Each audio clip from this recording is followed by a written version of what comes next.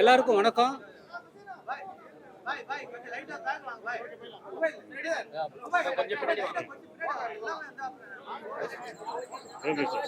எல்லாருக்கும் வணக்கம்.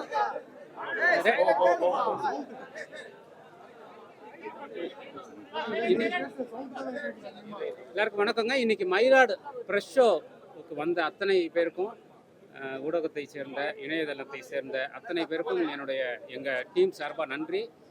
ரொம்ப நெகிழ்ச்சியான ஒரு வரவேற்பு கொடுத்தீங்க. உங்களுடைய இந்த வரவேற்பும் பாராட்டும் எங்களை மாதிரியான இந்த மாதிரி ஒரு நல்ல படத்திற்கு இந்த மாதிரி படம் எடுக்கணுங்கிற தைரியம் உங்கள்கிட்ட தான் கிடைக்கும்.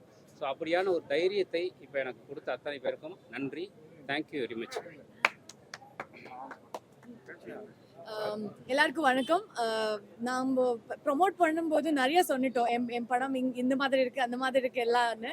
ஆனால் இப்போது நீங்கள் எல்லாருமே அந்த சேம் திங்ஸ் நம்ம என்ன கான்ஃபிடென்ஸ் இருந்துச்சு எங்களுக்கு, அதே மாதிரி எல்லா விஷயங்கள் நீங்கள் அதை பற்றி பேசிட்டு இருக்கீங்க. அது பார்க்குறதுக்கு கேட்குறதுக்கு ரொம்ப ரொம்ப சந்தோஷமாக இருக்குது.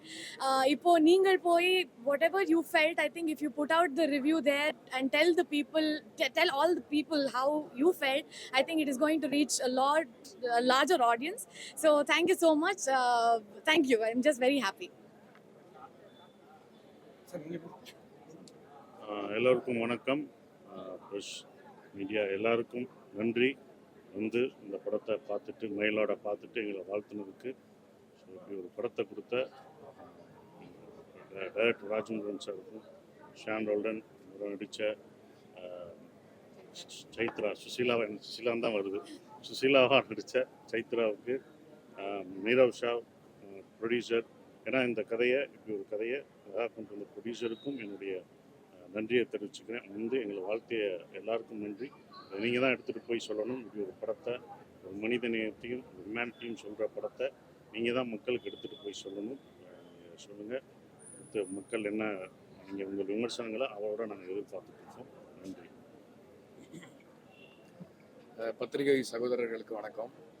மயிலாடு பார்த்துட்டு இப்போ தான் எல்லோரும் நீங்கள் என்ன நினைக்கிறீங்கிறது சொன்னீங்க. ரொம்ப மகிழ்ச்சியாக இருக்குது. எப்பயுமே நான் ஆரம்ப காலத்துலேருந்தே நான் பண்ணுற படங்களில் என்னோட இசை சமூகத்துக்கு ஏதாவது ஒரு நல்ல விதத்தில் பயன்படணும் அப்படின்றது என்னுடைய ஒரு முக்கியமான நோக்கமாக இருந்துகிட்டு இருக்கு இன்னி வரைக்கும். அதனால் இந்த படம் எனக்கு ஒரு பெரிய ஆப்பர்ச்சுனிட்டி. வள்ளலார் சொன்ன ஒரு மெசேஜ் என்னோட டீப்பாக ரெசனேட் ஆச்சு என்னோட சோலில். ஸோ அவருடைய குரலாகவும் என் இசை ஒலிச்சது எனக்கு ரொம்ப சந்தோஷமாக இருக்குது. அதுக்கு நான் இயக்குனர் ராஜமுருகன், என் நண்பர், சகோதரர், என் ஆசான் அப்படின்னு கூட சொல்லுவேன். ஸோ அவருக்கு நான் நன்றி சொல்லிக்கிறேன். ஒன்ஸ் மோர் சசி சார் எங்கள் கூட ஒரு பலமாக இருந்து சமூகத்தில் நல்ல கருத்துக்களை, ஒரு வருங்காலத்துக்கான நல்ல சிந்தனைகளை விதைக்கிற இந்த மாதிரி நல்ல படங்களுக்கு உங்களுடைய முழு ஆதரவும் சப்போர்ட்டும் எங்களுக்கு தேவை. அதே மாதிரி இந்த படம் ரொம்ப எங்கேஜிங்கான ஒரு விஷயத்த போதிக்கக்கூடிய படமாக இருந்தாலும் அதே நேரத்தில் ரொம்ப எங்கேஜாக நீங்கள் பார்த்துட்டு இருந்தீங்கன்னு நான் உள்ளே நின்று தான் பார்த்துட்டு இருந்தேன். ஸோ அதனால் பார்க்க முடிஞ்சது. ஸோ இனிமேல் இந்த சோஷியலி கான்சியஸான படங்களை, என்டர்டெய்னிங்கான படங்களாகவும் கொடுக்கறதுக்கு இது ஒரு முன்னோடியாக இருக்கட்டும்னு நான் வேண்டிக்கிறேன் ஆண்டவனை. இந்த படம் பெரிய வெற்றி அடையணும். தயவுசெய்து இந்த படத்தை Feb 13 எல்லாரும் போய் தியேட்டரில் பார்த்து என்ஜாய் பண்ணுங்க. வணக்கம். நன்றி.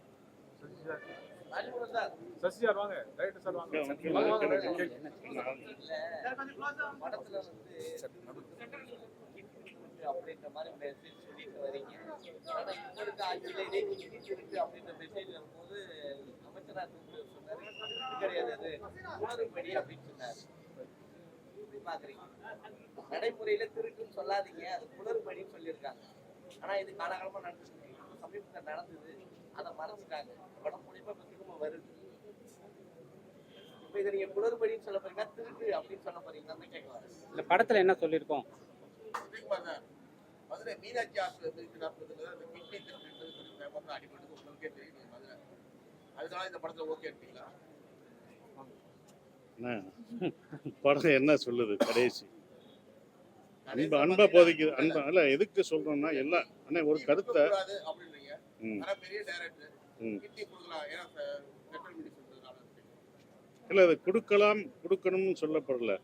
ஒரு ஏழையிலிருந்து கொடுக்க, அதாவது எவ்வளோ கஷ்டம், வலிமையான, அதாவது ஏழ்மையான ஒரு இதில் இருக்கும் அப்படின்றத அவர் இந்த படத்தில் சொல்லியிருக்கார். என்னென்னா எவ்வளோ கஷ்டம், எவ்வளோ இது, அதான் சிஸ்டம்னு சொல்கிறார் அவர். இல்லை, சிஸ்டம்னு சொல்ற அப்படி கிடையாது. கடைசி அவர் சொல்றது மனிதம். அந்த ஹியூமனிட்டி தான் வேணும். என்ன இருந்தாலும் பழி வாங்குறது ஒரு அதிகாரம் ஒரு தட்டை கையில் கொடுத்தா அந்த அதிகாரத்தை வச்சு நம்ம பழி வாங்கக்கூடாது. மன்னிச்சு மனித நேயத்தை வளர்க்கணும். அப்போ தான் இவ்வளோ பிரச்சனைகள் அடுத்த ஜென்ரேஷனுக்கு நம்ம சொல்கிறது மனித நேயத்தையும் நம்ம நல்ல ஹியூமனிட்டியும் சொல்லணும் தான் இந்த படமே எடுக்கிறோம். ஒவ்வொரு முறையும் பழி வாங்குறதுனால எதுவும் தீர்வு ஆகாது. ஒருத்தர் இன்னொருத்தர் பழி வாங்குறதோ பழி உணர்ச்சி படுறதோ ஒரு தீர்ப்பே ஆகாது. அப்போ மன்னிக்கிறதா அருள். மன்னிச்சாதான் நீ தான் கடவுள். மை லார்டுன்றது என்ன, நீயும் இறைவன். நீ மன்னிச்சா நீ ஒரு இறைவன் அப்படின்றது அதை தான் சொல்றது. மன்னிக்கப்பட்டனால அவன் இறைவனா இருக்கிறான். அதை தான் சொல்றது. சார், வாடிய பயிரை கண்ட போதெல்லாம் வாடினேன்னு வள்ளலார் சொன்னார். 2 பேர் வாங்க. தமிழ் சினிமால நிறைய படத்துல ரொம்ப சொல்லல, நான் கிளைமேக்ஸ் சொல்ல மாட்டோம், ஆனா ரொம்ப அருமையா சொல்லிட்டு இங்க நிறைய ஃபீலா இருந்துச்சு. அந்த கிளைமேக்ஸ் பத்தி சொல்லுங்க, என்ன வள்ளலாரை இன்னும் வள்ளலார் தமிழ்நாட்டில் அவருடைய உயரத்துக்கு கொண்டாடப்படலை. அவருடைய எண்ணங்கள் சினிமாவில் சுத்தமாகவே வள்ளலாருங்கிற ஸ்பேஸ் வரல. ஸோ அவருடைய சன்மார்க்க நெறி அப்படிங்கிறது மனித நேயத்தை சொல்கிறது உங்களுக்கே தெரியும். ஸோ அதை இந்த படத்தில் முக்கியமாக சொல்லணுங்கிறதா ஸ்பேஸு.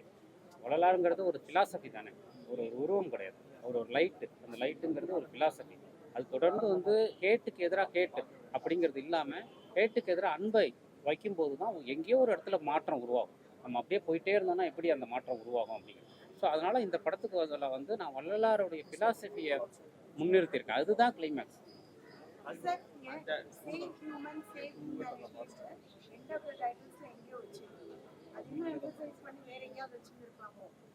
இல்லை பரவாயில்ல, நீங்கள் அந்த எண்டு வரைக்கும் நின்று பார்த்துருக்கீங்களா, அதனால உங்களுக்கு நன்றி. ரேஷன் கார்டுல ஒரு டைலாக் வரும், மாசம் ரேஷன் போல் வாங்கலாம்னு சொல்லலாம் ஒரு கவர்மெண்ட் அதிகாரி, மானியம் வாங்கலான்னு ஒரு வேர்டு வரும். திமுகவுக்கு சாதகமா உள்ள டைலாக் போர்ஷனா இல்ல சமகாலத்துல மானியம் வாங்கலாம்னு சொல்லுவாங்களே. இல்ல கதை சமகாலத்துல நடக்குதுங்கிறதுக்காக அதையெல்லாம் ரேஷன் கார்டுல மண்ணெண்ணெய் வாங்கலாம் பருப்பு வாங்கலான்னு தான் வருவாங்க ஒவ்வொரு அதிகாரி. மாசம் 1000 ரூபாய் வாங்கலாம்னு சொன்னார். இல்ல அவரு இனிமே மாசம் அவனுக்கு உரிமை தொகை வந்துருமான்னு சொல்றாரு. சமகாலத்துல நடக்குதுங்கிறதுனால அது சொல்றாருங்கிறத இந்த காலத்துல நடக்கிறதுனால அதை சொல்றாரு. பீரியட்ல சொல்லிட்டு போஸ்டர்ஸ்லாம் பார்த்தோம், காணவில்லை. இவங்க சுசீலாவோட கிட்னியை காணவில்லை அப்படின்னு போட்டுச்சு. மற்றும் ஜனநாயகம் அப்படின்னு போட்டுச்சு. ஜனநாயகம் படமும் ரொம்ப நாளாக காணும். அதை பத்தி ஏதாவது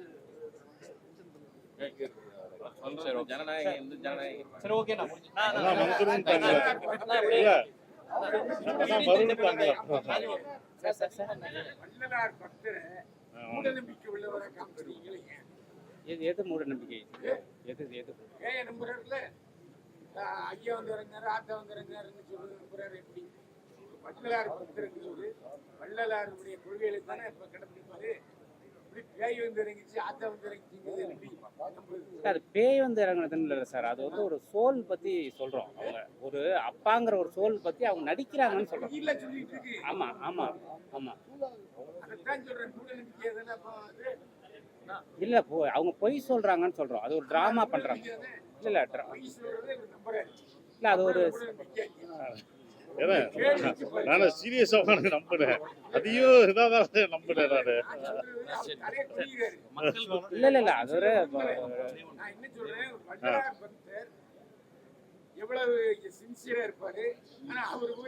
ஆனா அப்பயே என்ன சொல்றதுன்னா கடைசி அவன் என்னன்னா கன்ஃபியூஸா இருக்கிறத அதை தான் சொல்றான். நம்ம இதை செய்ய வரலையே, கிளைமேக்ஸ்ல சொன்னது அதான், நம்ம இதுக்காக வரலையே, இதுதான் நமக்கு ஐயா சொல்லி கொடுத்துருக்காரா உணர்றதான். நம்ம எல்லாருமே ஃபாலோ பண்ணும்போது ஒரு விஷயத்த மறந்துடுவோம். வாத்தியார் சொல்லி கொடுத்ததை உடனே மறந்துடுற மாதிரி தான், அப்புறம் திருப்பி அதை ரீகலெக்ட் பண்ணி போற மாதிரி தான். அப்படிப்பட்டவனா தான் இதுல இருக்கான். அதானே ஐயா அவங்களுடைய அப்பா ஐயா, சாமின்றது வள்ளலார்.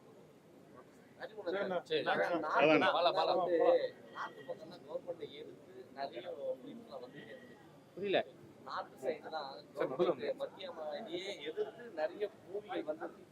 அதை தாண்டி இப்போ ஒரு மூவி வருதுன்னா அது உங்களுடைய மூவியா இருக்கு. அதை எப்படி பாக்குறீங்க? ஏன்னா சென்சார் போர்ட்ல அதை இதை தாண்டி விட்டுருக்காங்க. ஏன்னா மத்திய அமைச்சர் போது பிடிச்சிருக்காங்க.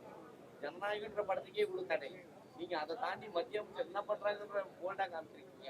சென்சார் போர்டு எதுவும் சொல்லலையா? எதுவும் சொல்லல, அதான் பாத்தீங்களே அது விட்டாங்க. ஏன்னா நிறைய படங்கள் அரசியல்வாதிகள் அந்த படங்கள் கட்டும் பிளரிங்ல இருக்கு. அதை மட்டும் தான் சென்சார் போர்டு அது மாதிரி 2-3 கட்டு தான். அவங்க என்ன சொன்னாங்களோ அதை செஞ்சுட்டு எதை கட் பண்ண சொன்னாங்க, எதை மீட் பண்ண சொன்னாங்களோ அதை பண்ணிட்டு ரிலீஸ் பண்ணிடுவோம். ஓகே. நன்றி எல்லாரும், நன்றி. தேட்டரில் போய் பாருங்க. இந்த படத்தை ஒரே ஒரு நிமிஷம் என்னோட சொல்லுங்க. ஐயா ஒரே நிமிஷம் ஐயா. இல்லை இந்த படத்தை மயிலாடு படத்தை வந்து சூர்யா சாருடைய 2D என்டர்டைன் நிறுவனம் வந்து வழங்குது. அவங்க ப்ரெசென்ட் பண்ணுறாங்க. ஸோ அவங்க படத்தை பார்த்துட்டு ரொம்ப இந்த படத்து மேலே இருக்கக்கூடிய ஒரு இந்த படம் ரொம்ப நல்லா இருக்குன்னு ஃபீல் பண்ணி இந்த அன்பை சொல்லக்கூடிய படத்தில் நம்முடைய அவங்க தயாரிப்பு நிறுவனம் இருக்கணும் அப்படிங்கிறத நினச்சி வந்திருக்காங்க. அதுக்காக சூர்யா சாருக்கு இந்த நேரத்தில் நான் நன்றியை தெரிவிச்சுக்கிறேன்.